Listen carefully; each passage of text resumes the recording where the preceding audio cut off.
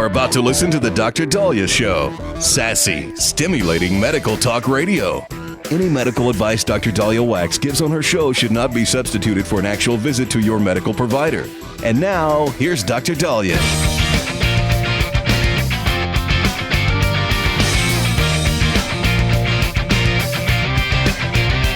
All right.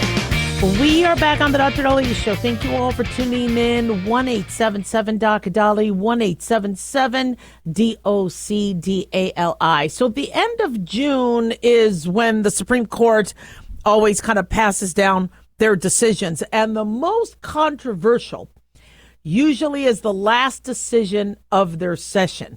Almost like, okay, we're about to get out of Dodge. Our bags are packed. This is going to be a doozy. Let's just drop it and now head to the airport. And so I don't think we're going to hear this week or early next week about the Trump immunity case. But we did hear a very interesting case about domestic violence and gun banning if there's a domestic violence restraining order.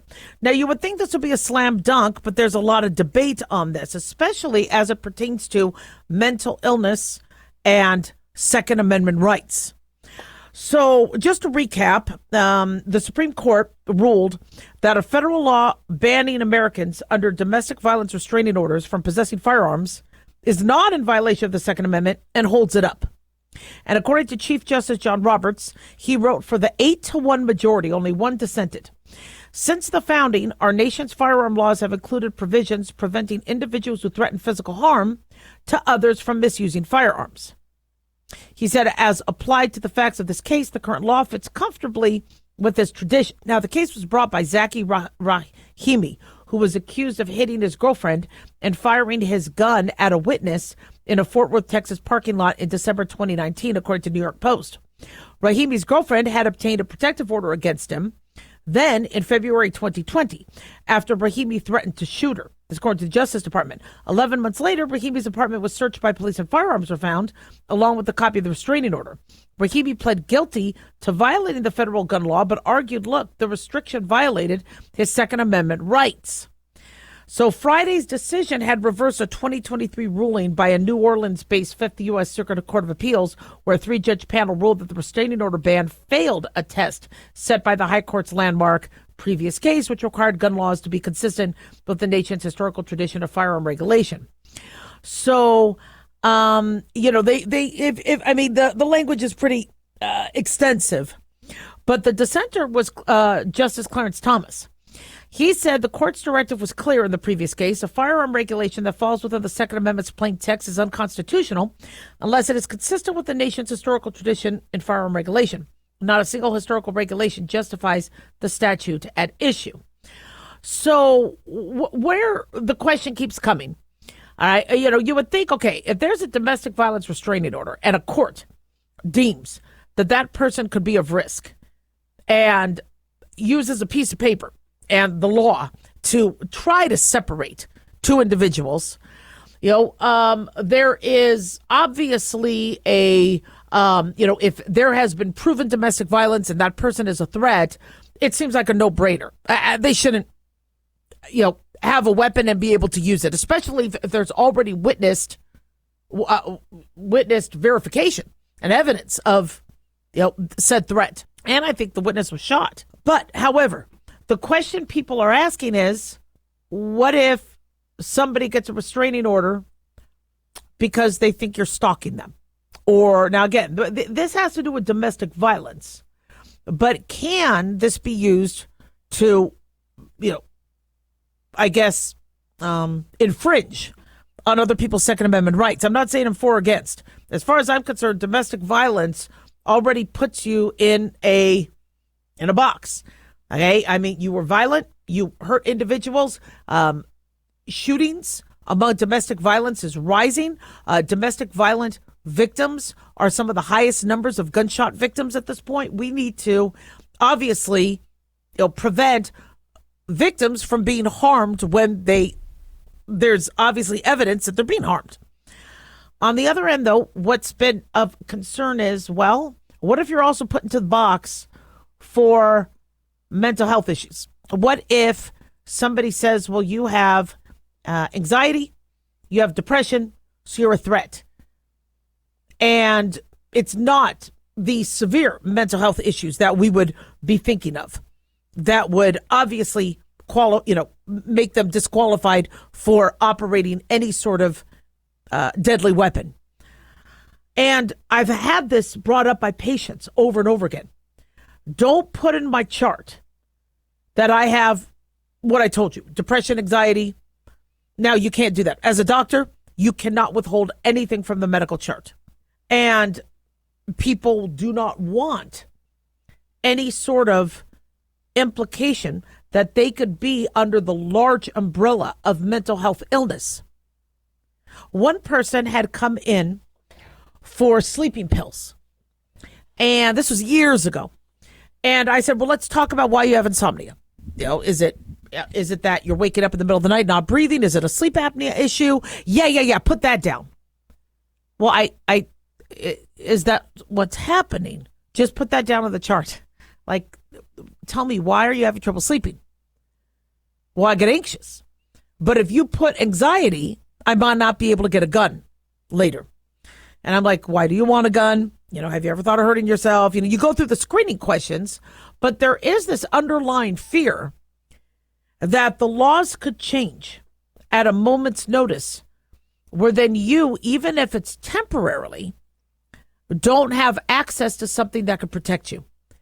And, knowing what my family went through in Germany when guns were removed and you did have to forfeit any of your weapons and then you were set to be slaughtered, that makes people nervous.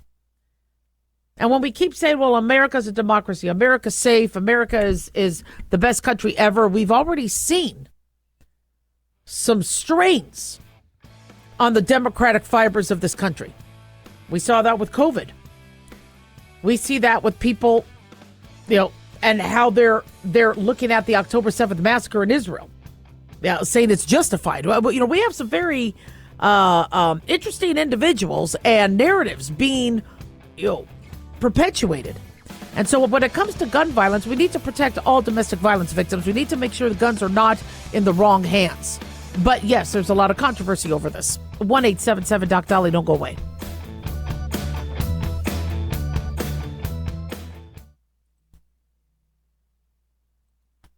Let's see, if something costs less, but people are happier with it, that sounds like something to look into, and that's MediShare. Maybe you've heard switching to MediShare to pay for healthcare can save the typical family $500 a month, and that's huge, but it's also true that people are way more satisfied after making the switch, too. The customer satisfaction rate for MediShare is double that of the typical health insurance plan.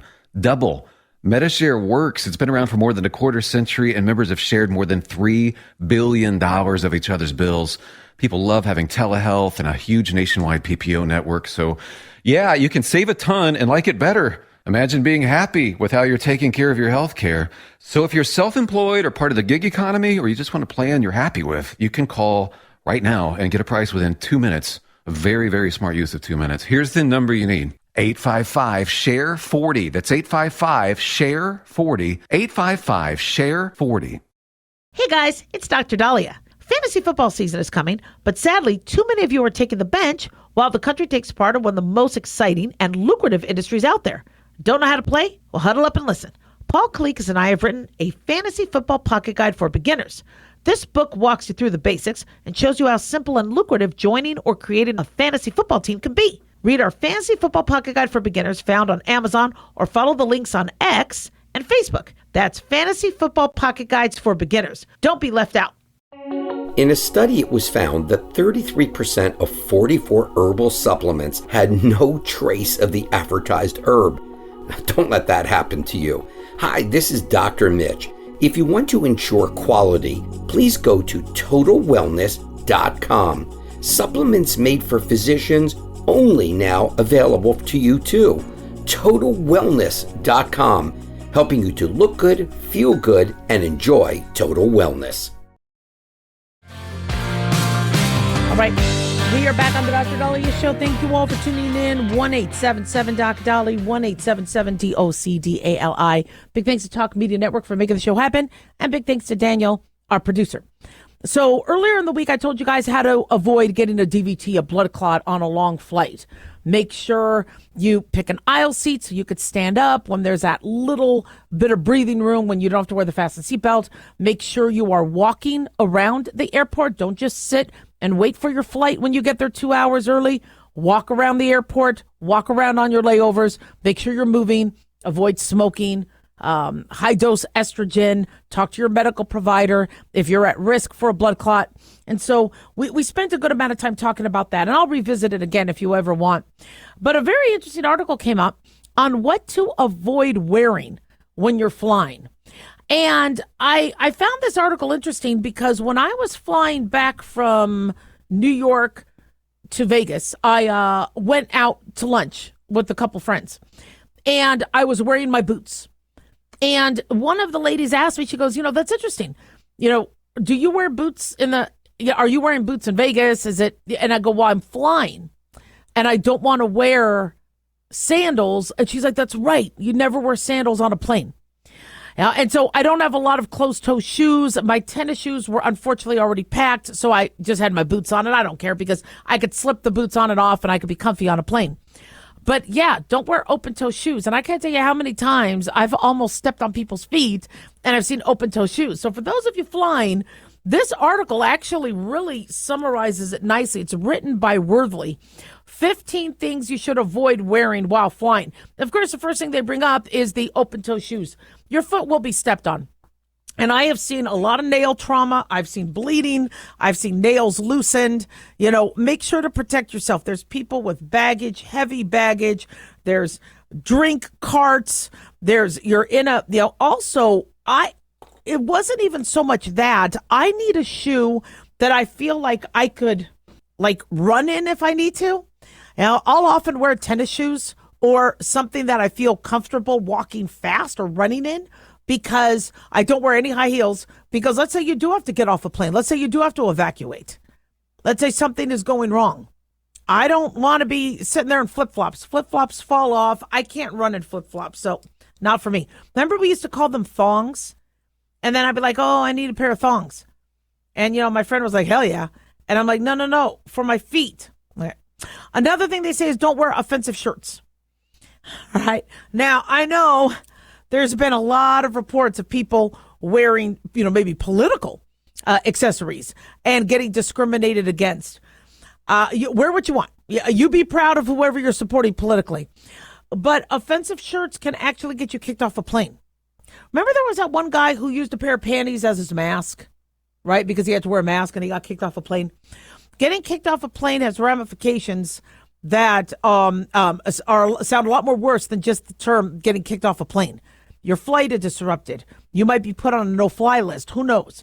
You do not want to be kicked off a plane. It's expensive and it's very time-consuming. So any offensive or anything with expletives, they say don't do that.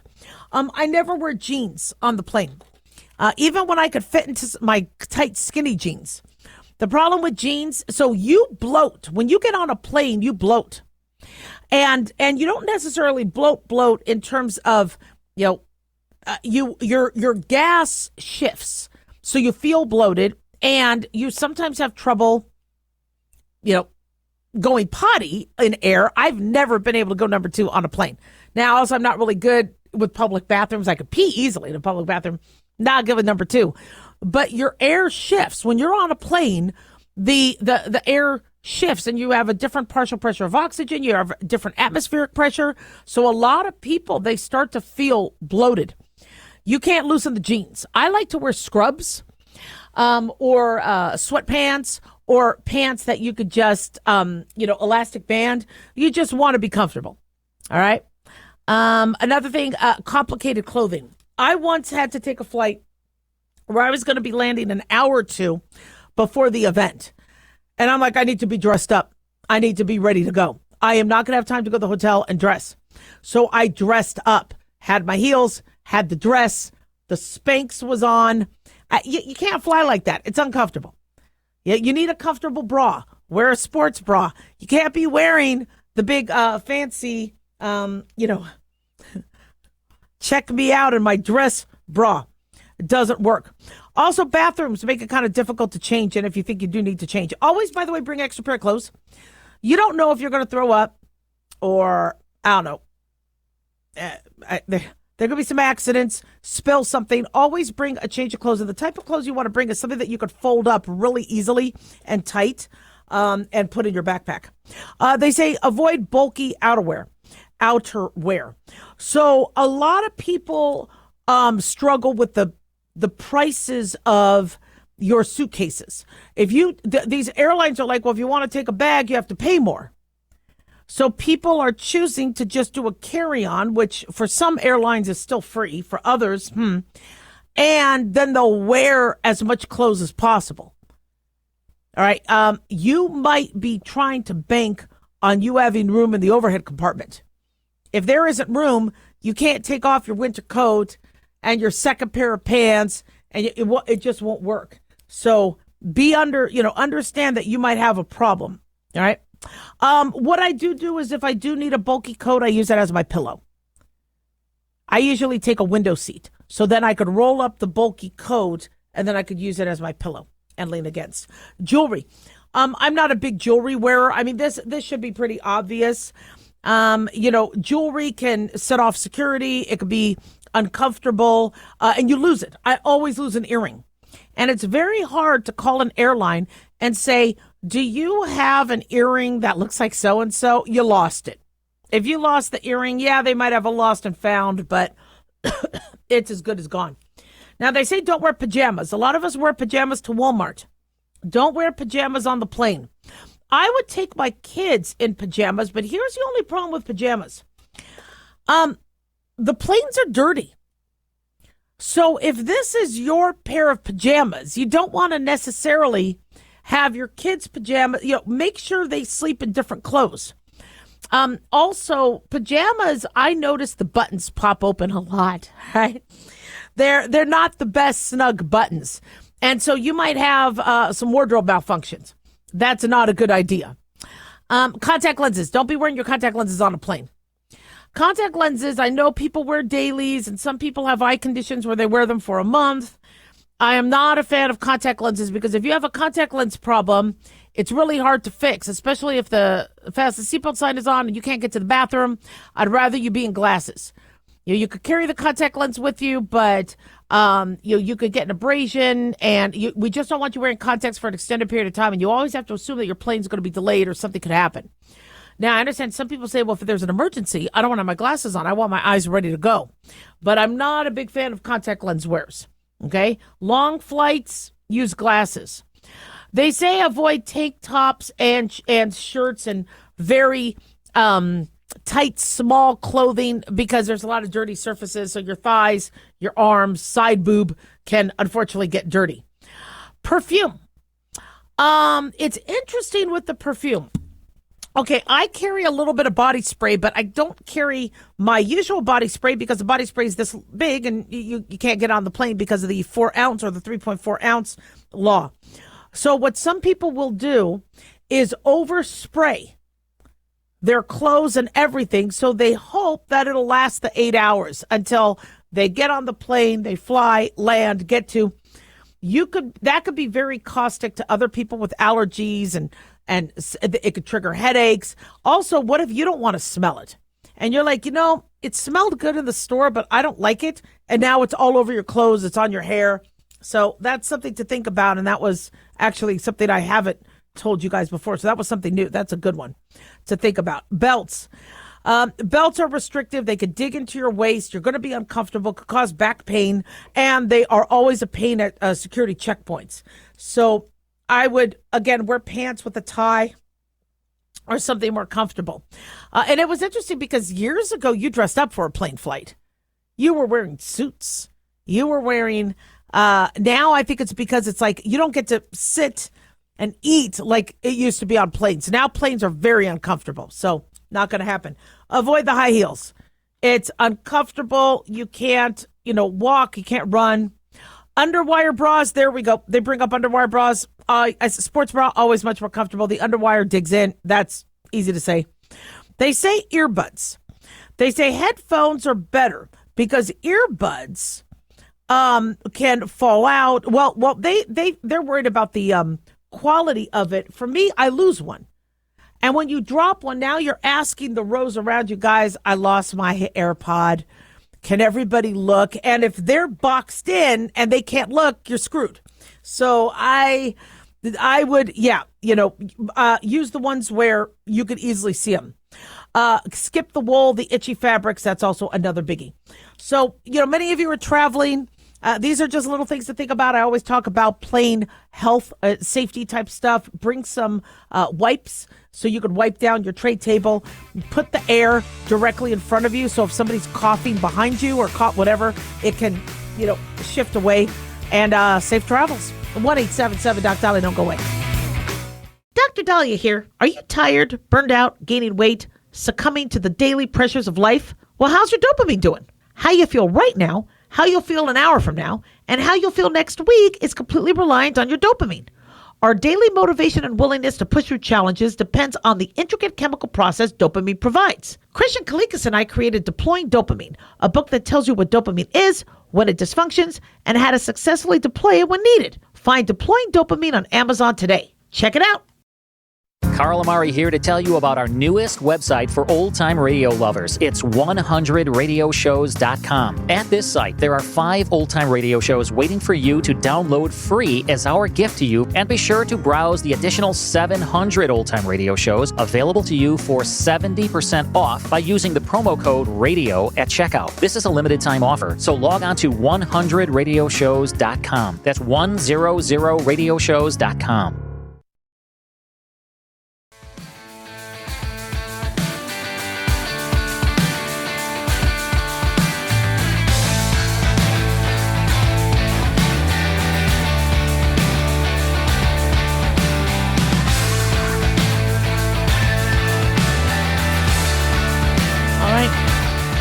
We are back on the Dr. Daliah Show. Thank you all for tuning in. 1-877-DOC-DALI, 1-877-DOC-DALI. Costco has recalled 567,000 portable battery chargers from stores across America. There have been 120 reports of the device overheating while in use, and 2 cases caused fires in the home. The recall covers 3 models of the MyCharge Power Hub all-in-one 10,000 mAh portable charger. Users need to immediately stop using the devices. I guess they cost about $40, and they were sold at Costco stores and online from January 2022 to November 2023. And 2 residential fires. That's pretty scary stuff. And Costco has received 115 returns of the chargers for melting, expanding, smoking, fire, burning, exploding, or sparking. There have been no reports of injuries, thank God, but users need to be aware. Now, you cannot just throw the battery in the trash, right? Just like an issue we're going to be having with our car batteries as we go electric. These batteries have to be either recycled, they're hazardous. So you could go to MyCharge. There's a compliance at mycharge.com and get it checked out. Apparently last year, a grandmother and her son died in a house fire in Brooklyn after a fire that was sparked by a lithium-ion electric scooter battery. This is being reported by Daily Mail. A son and grandson died from a lithium-ion electric scooter battery fire. And then in 2023, there were 17 deaths related to lithium-ion batteries. 238 fires ignited by them. Electric batteries spark up quickly. Do not give smoke detectors time to react. They explode, and the second they explode, there could be so much fire that at that moment you can't get out. Now, I know some of you get frustrated that I bring up electric vehicles, but I'm going to be bringing it up again, guys. And I'm not picking on electric vehicles. But we have heard that when an electric vehicle fire starts, remember there was one person who said he would have not had time to get his baby out of the car seat. Why aren't people talking about this more? Now, I've driven an electric vehicle. It's cool. Very cool. I have friends who have them. I think they are very, very cool.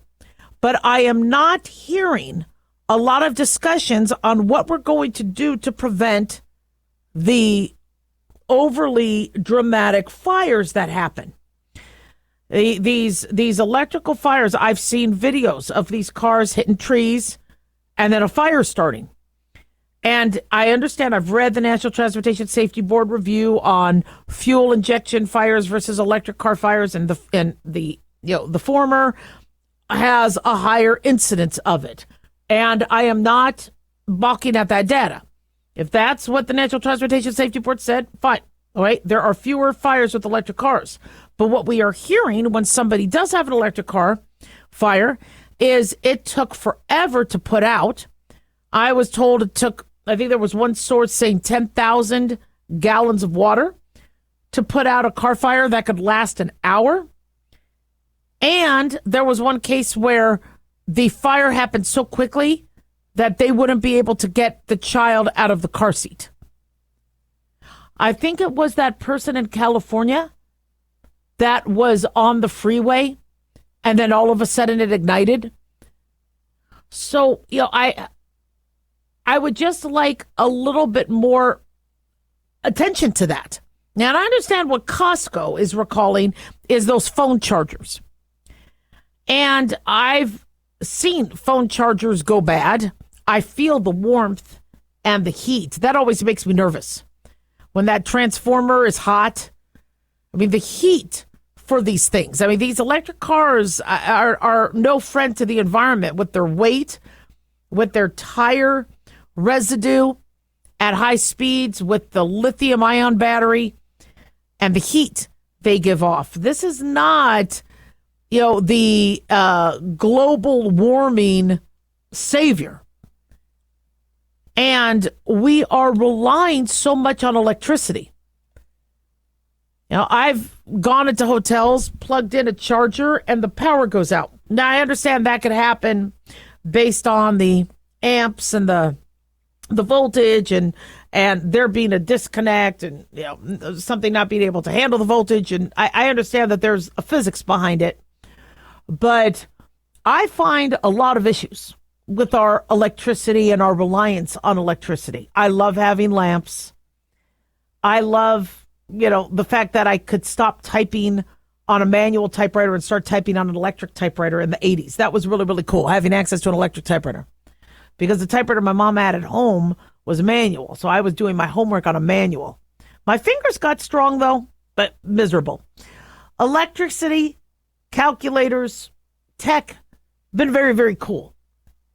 But these things produce a lot of heat. Look at how there were certain vape pens that were lighting up on fire.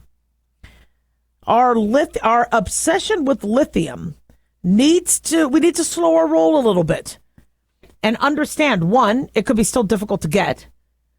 I don't think we have a never-ending source of lithium.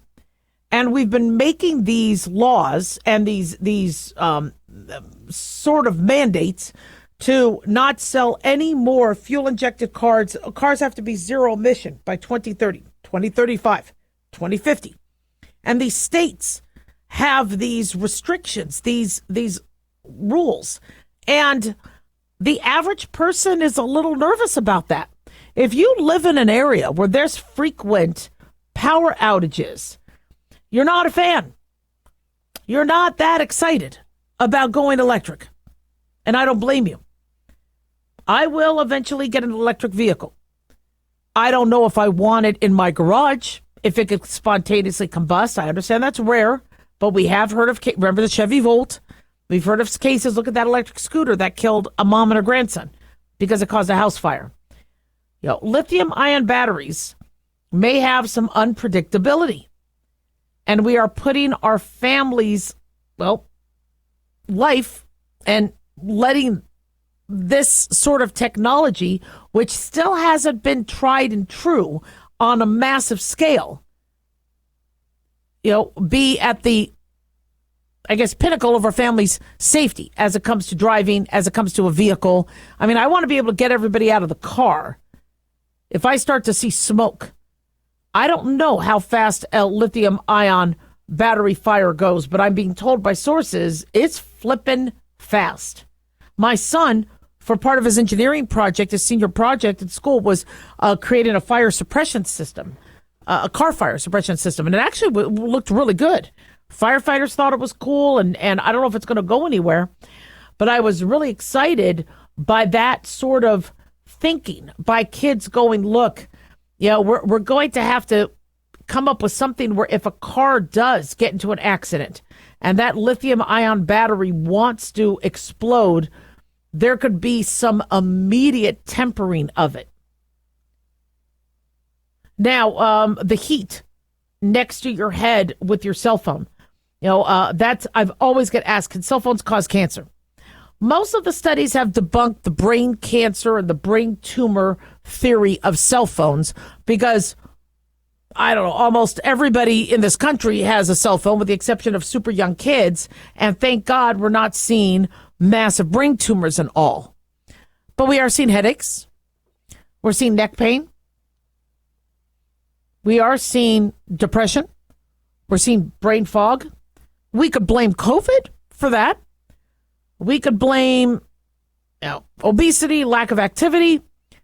But what if our cell phone use is bothering us? What if the radiation is hurting us? A lot of people using Bluetooths. I like to still do the speakerphone thing, where my phone is at least a few feet away. I'm loud, so speakerphone will pick me up. I could be in the bathroom also, which is really nice, but don't want it to pick up all of that. But I like the speakerphone, so I'm not having it right there by my head. 1-877-DOC-DOLLY. Don't go away.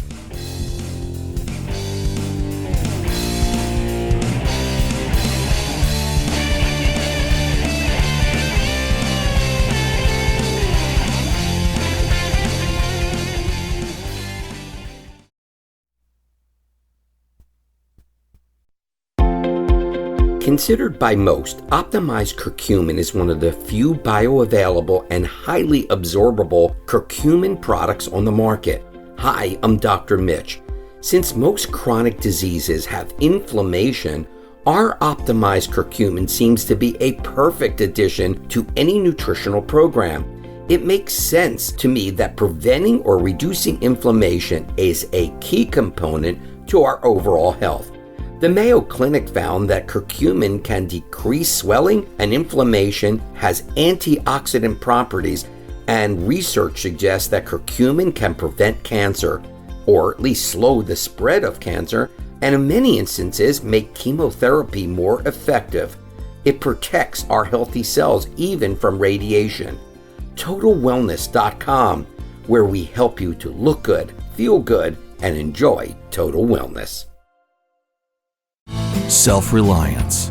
It's not a phrase we hear much in our culture these days. It might conjure up images of pioneers, the West, rifles, strapping men, and strong women. But what does it mean for us in today's world? The New American Magazine has just released its latest collector's edition, Self-Reliance, Foundation of Freedom. In it, the New American authors outline the necessity of self-reliance for a free people, tips for self-reliant living, and the importance of not giving up hope. This unique edition includes articles on the self-sufficiency of the founders, preparing for a worst-case scenario, firearms, financial self-reliance, the importance of community, and many other topics by expert writers. Now, for a limited time, the New American is offering a bundle of 3 collector's editions, Self-Reliance, The Great Reset, and Trump World, for just $19.95. Available at shopjbs.org. Visit shopjbs.org today.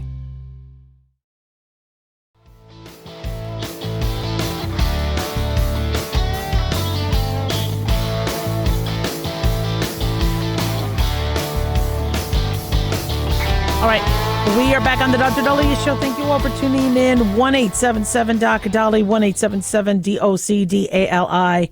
So a woman from, I believe, Australia had a surgical clip left inside her body.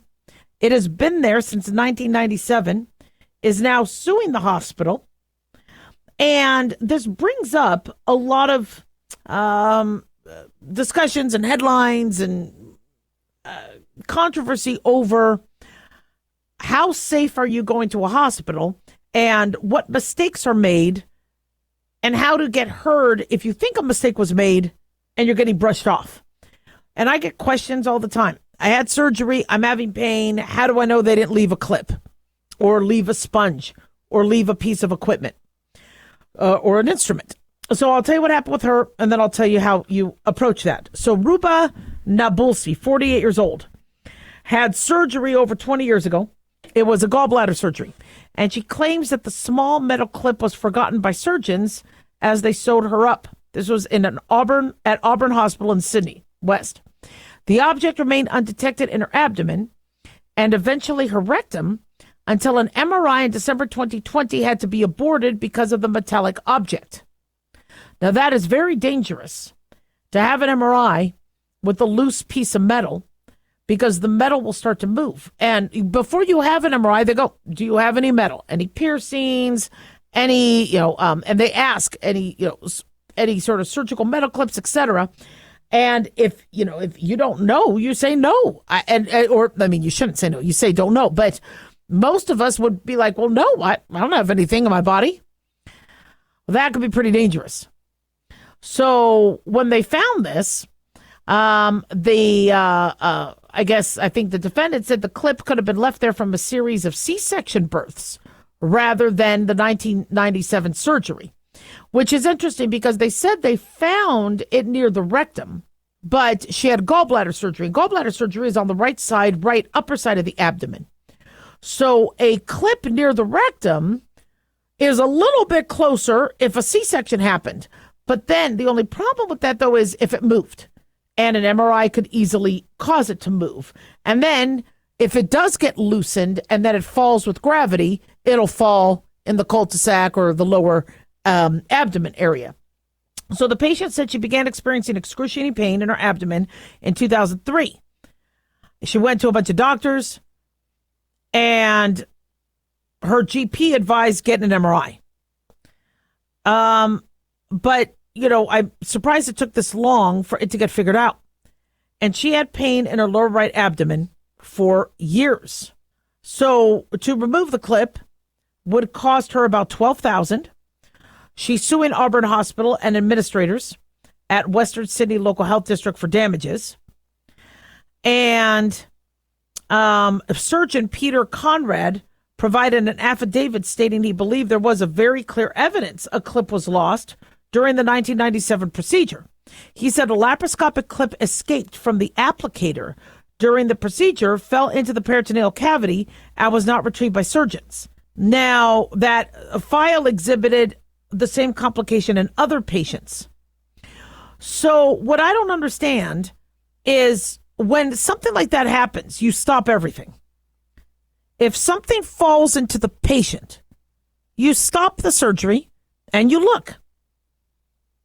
If you can't find it, and you've done your best, and it is now going to be riskier for the patient to be left open and now more prone to infection, then you complete the surgery and then you immediately run a scan to find it.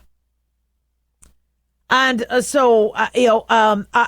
although maybe some people could be scanned intraoperatively, but probably not because they're, depending on how open they are. And we were doing laparoscopic, cholecystectomy, so the wounds are not that big, but still, you would scan to find it, and you would do that right away. Why that didn't happen, in medicine, it doesn't make any sense to lie or cover it up because the truth always comes out. It really doesn't make sense. There was somebody who I trained with that had done something that caused a pretty severe issue. And they were scared, and they didn't immediately bring it to somebody's attention. And, for me, I would be like telling everybody, help, help, help. I'd be running up and down the hallways going, help. I think I messed up. Thank God I never did. Thank God. I don't know if I could have ever lived with myself being a student or a resident who messed up with the patient. I was very, very grateful. And mind you, we were working 36-hour shifts. We were pretty tired. And thank God didn't lose anybody. But, I hear all the time patients saying, I think something got left. I think something was left. Now, when I trained, and it was in the 90s, the protocol in the operating room to make sure that nothing was left was so strict. There was no way. I mean, you couldn't even lose a drop of sweat without it being documented in that OR. Everything was counted. We knew there were 12 pieces of gauze and then 12 gauzes obtained. Everything counted. All the instruments accounted for. Your surgical tech was the backbone of that OR in terms of making sure nothing got left. Now, and then we always ask about postoperative pain. Postoperative pain could be an infection, it could be bleeding, or it could be a left fragment. Now, where it gets a little tricky is you hurt after surgery, and you could hurt for a while. You could be bloated. You could have, poor bowel function. And so it is the job of the surgeon to take heed to any complaints and to understand what the normal healing process is. The normal healing process is after a certain amount of time, you do start to get better. And it's going to get better in a, maybe not a linear fashion, but it'll eventually on a curve get you where you feel better. Your movement will get better. You shouldn't have a fever. You should have fewer symptoms. If the symptoms persist or worsen, you immediately, we check you. We evaluate you. Now, I understand doctors are doing less tests because of Obamacare and because of the cost of healthcare. But back in the 90s, if we thought there was a concern, we scanned you. You came first.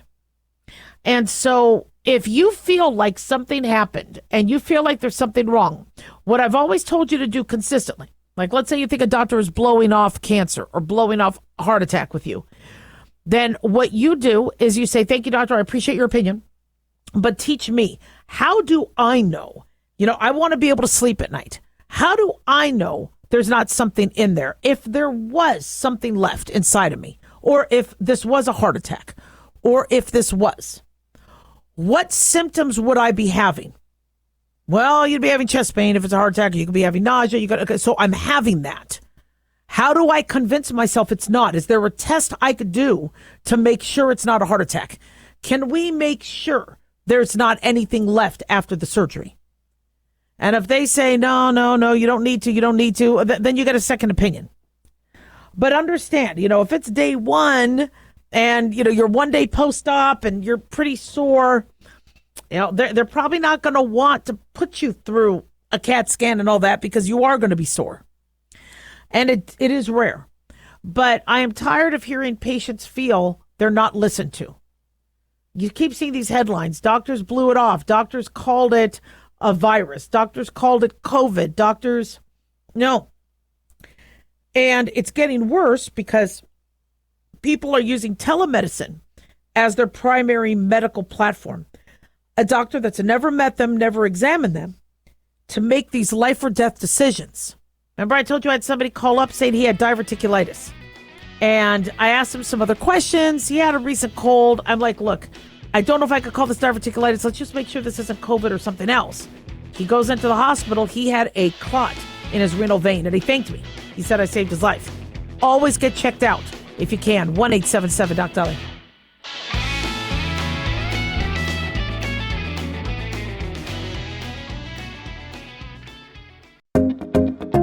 Did you know that healthy arteries make a gas? Yes, actually 3 known gases. Hi, I'm Dr. Mitch, and nitric oxide is a gas that's readily made all day long to keep our arteries open by relaxing the blood vessel walls. By doing this, our circulation is increased, bringing blood, oxygen, and nutrients to every part of your body. Both age and poor diet can lead to a loss of this precious gas, and in turn, blood pressure can go up, energy can go down, and you can get tingling in your hands and feet. Well, our product, Ultimate Nitric Oxide, can easily help fix this lack of nitric oxide. Go to TotalWellness.com. That's TotalWellness.com, where we are helping you to look good, feel good, and enjoy total wellness.